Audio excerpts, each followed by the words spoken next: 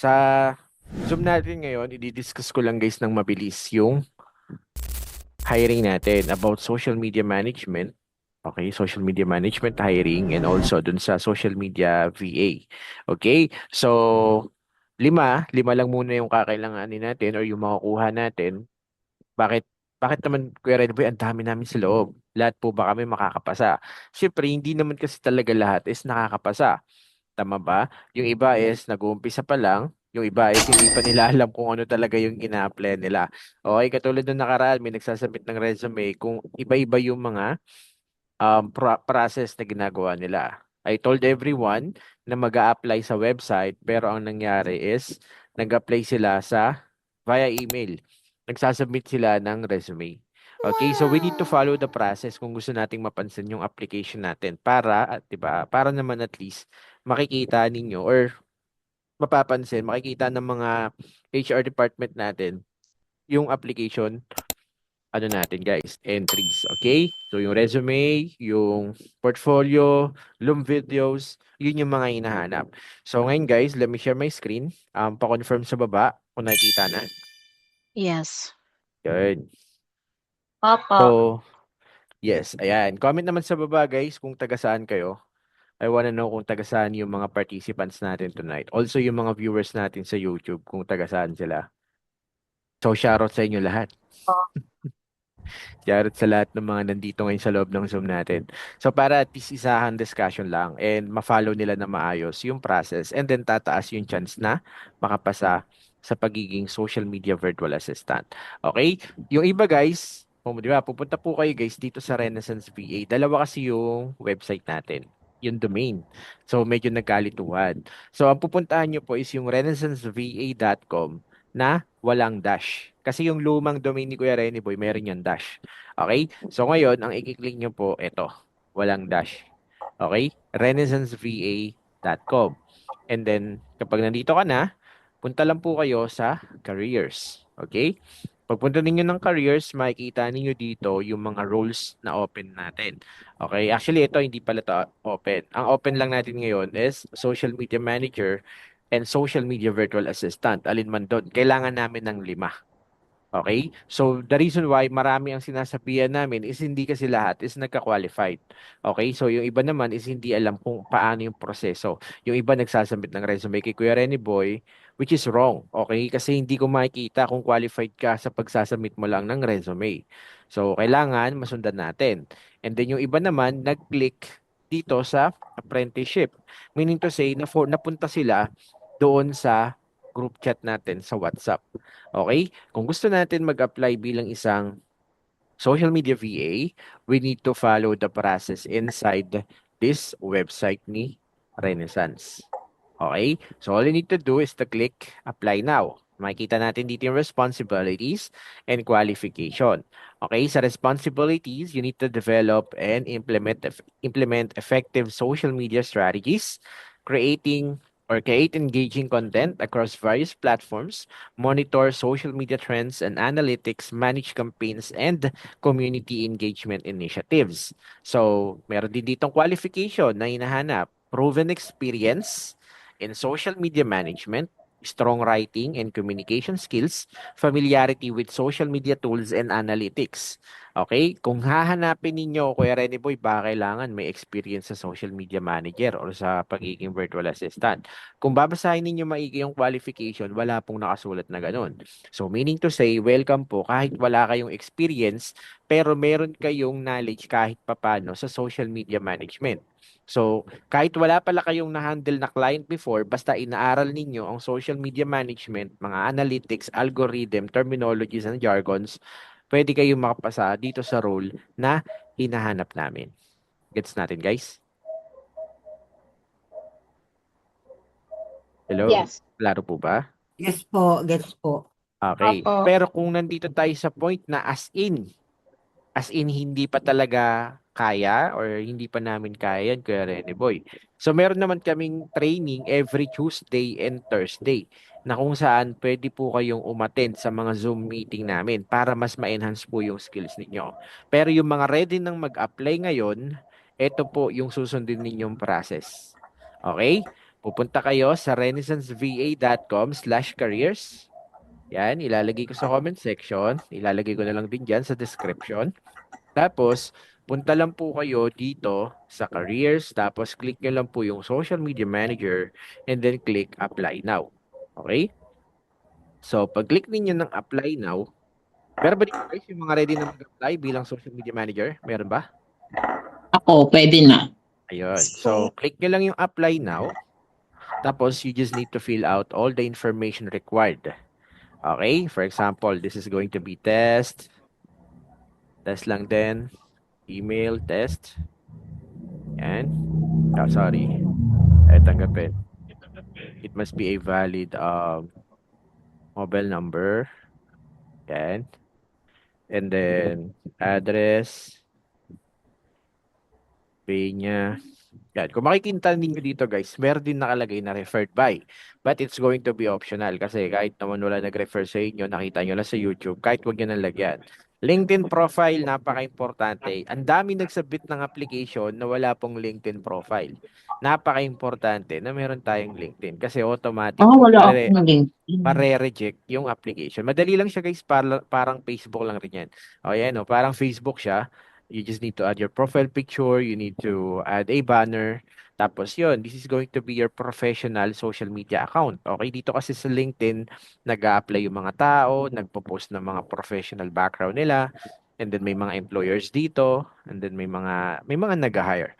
Okay? So LinkedIn po ang lugar para sa professional career natin. Okay? Nagigets ba natin guys yung mga qualification? And then dapat meron din po tayong portfolio or website portfolio. Okay, meron po ba kayo nun? Nakalagay dito guys optional pero syempre tinitignan namin yung best of the best. Okay? Kung wala pa kayong portfolio, gawa na kayo. Okay? So, kung wala pa kayo niyan, yun po yung isa sa mga qualification. Kahit hindi social media manager guys, kahit simpleng social media virtual assistant lang po, pwede na. Okay? Pwede na po kayong gumawa ng sarili ninyong portfolio. Kung hindi nyo pa kayang gumawa ng portfolio, tinuturo din po namin yan every Tuesday and Thursday. Gusto nyo rin ba matuto yan, guys? Gumawa ng portfolio? Yes. For example, Yes po. ito kasi tinitignan ng mga clients. Halimbawa, nag-qualify kayo ngayon. Hahanapin sa amin ng client o yung virtual assistant mo, meron ba yung portfolio? 'Di ba? So, kailangan guys, meron kayong portfolio na masasubmit. Katulad nito. May picture nyo, may pangalan nyo, and then may mga sample edited videos, sample works, may testimonial ng mga previous client na ano nyo na. Ito yung hinahanap ng client, guys. Okay? Hindi pa ba kayo nakakagawa nito, guys, ng portfolio na ganito? Hindi pa po. Hindi pa po. Gusto nyo rin ba matuto? Yes po. Yes Oo. po. Gusto ko. Yan. So, kailangan nyo rin po Gustong yan gusto. para tumas po yung chance ninyo na makuha ng client. Kasi guys, sinasabi nila na mataas daw yung market pagdating sa social media. Totoo naman. Sa Upwork nga lang, sobrang dami nagsasubmit ng proposal, ng cover letter, connects, 'di ba? Para makapag-apply sila. Ganon din sa Online Jobs PH. Sa iba't ibang job boards, sa iba't ibang social media platforms, marami po talaga ang nagsasubmit ng mga portfolio nila. Okay? So, kayo, huwag kayong magpapatalo. Dapat meron din po kayo hangga't maaari paangasan ng tag dito ng portfolio. Okay? Last time, kailan ba yon? Wednesday yata. Wednesday or Thursday, if I'm not mistaken. Tinuro ko yung pinaka madaling paraan para makagawa ng portfolio. Instant. Using AI. Hindi ba kayo naka-attend nun? Sino yung naka-attend last time? Meron ba dito Hindi ako naka-attend? Ako po, naka-attend. Nice, 'di ba? So, tinuturo natin 'yon. Okay? So, meron din kaming ginamit na Ember AI last time. So, every Tuesday and Thursday, attend lang po kayo. Okay? So, ulitin ko, ito yung link. Ayan. Tapos, pwede na po kayong mag-apply ngayon dyan. Okay? So, sa mga may question pa dun sa hiring natin, let me know in the comment section. So, yun po yung ano natin. And ang pinakasahod po as a beginner is around $900 per month. Pero syempre, we can negotiate or we can Increase your salary kapag maganda yung performance on the first and second month. Up to $1,000 per month ang sahod. Around 56 to 57,000 pesos. Non-taxable na din. Okay? Per month po yan. May training ba once ma-hire? Of course, meron din po. So, alos lahat naman guys may training. Pero guys, kapag nag-a-apply kasi ng social media manager or social media VA, guys, magtitiwala sa inyo yung client. So, meaning to say, kung baga sasabihin ng client, dapat alam mo yung ginagawa mo. So, sasalpakan kita ng brand kit. Kapag hindi pa natin alam yung brand kit, napaka-importante niyan.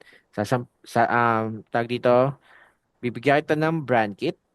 Yung brand kit na yan, ito yung gagamitin mo. Sa mga future postings mo, ikaw nang bahala kasi ikaw nga yung social media manager. Dito na pumapasok yung pagiging fractional expert natin. Tayo dapat yung nakakaalam ng strategy, ng plano, kung paano natin i-improve or i-boost yung social media ng client mo. Okay? Kaya nga po tayo nag-a-apply bilang isang social media VA or social media manager. Okay? Wala pa ba kayong copy ng social media 101 natin? Sino dito guys yung gusto makakuha nun? Po. Ako po. Aray ko. So guys, kung naghahanap kasi talaga kayo ng social media VA na work na hiring, dapat ready po tayo kasi guys, hindi talaga tayo matatanggap. Willing ba kayo mag-undergo ng training guys? Para Opo. matuto ng pagiging social media VA? Yes po. Feeling po. Anak ng parang lahat yata dito is ititrain pa yata eh. Tama ba ako? Ititrain pa lang sa VA? Oo. Hindi naman po siguro So hindi pa lahat. talaga tayo Experience na applicant. po. May experience na, pero May May VA experience experience na. na po. Okay, pero kailangan nyo lang i-optimize pa yung mga profile nyo. Tama ba? yes po. Okay, so yun. Tag dito, optimize natin yung profile natin, kumpletuhin natin yung process dun sa website para tumaas yung chance natin na makapasa bilang isang social media management. Okay? So yun guys, tag dito every Tuesday and Thursday. Kung gusto nyo ring mag-join, comment sa baba, portfolio. Okay? Comment sa baba, portfolio.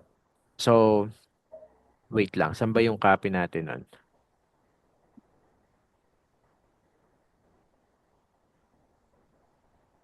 So, I think, tag dito. Basta, ganito na lang guys. Actually, 10 minutes na lang yung natitira. So, paano ba gagawin natin? Kasi hindi nakakasya kapag ituturo ko ng step by step ngayon.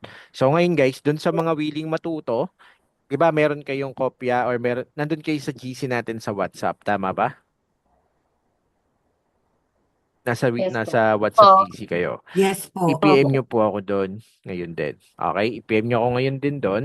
Tapos magsiset up tayo ng separate na meeting. Kasi hindi lahat is willing pa matuto sa pagdating sa portfolio creation tsaka sa pagsiset up ng account. Okay? Kasi kailangan ma-set up natin ng maayos yung account natin para ma-hire tayo as social media virtual assistant. So, PM nyo ako sa WhatsApp and then set up tayo ng panibagong meeting kasi mapuputol to. Okay? Quick question. Yes, sure. Paid po ba yung ano? Yung alin. May bayad Yung po ba? pag-join, mamaya. Yes. Yung Wala. pag-setup Wala ng siya. account. Yung pag-set up ng account, walang bayad yun. You can join Okay. later. Ang gagawin nyo lang guys, yun nga, susundin nyo lang yung mga steps na sinasabi ko. Tapos guys, kung hindi pa kayo naka-follow sa ating bagong Facebook page, i-follow nyo ako dito. Sa lahat ng mga nanonood dyan sa YouTube channel, dito na ako maglalabas palagi ng updates. Ito yung bagong FB page ko. Ayan, Kuya Rene Boy Official. So make sure na naka-follow kayo. So lahat din na nandito,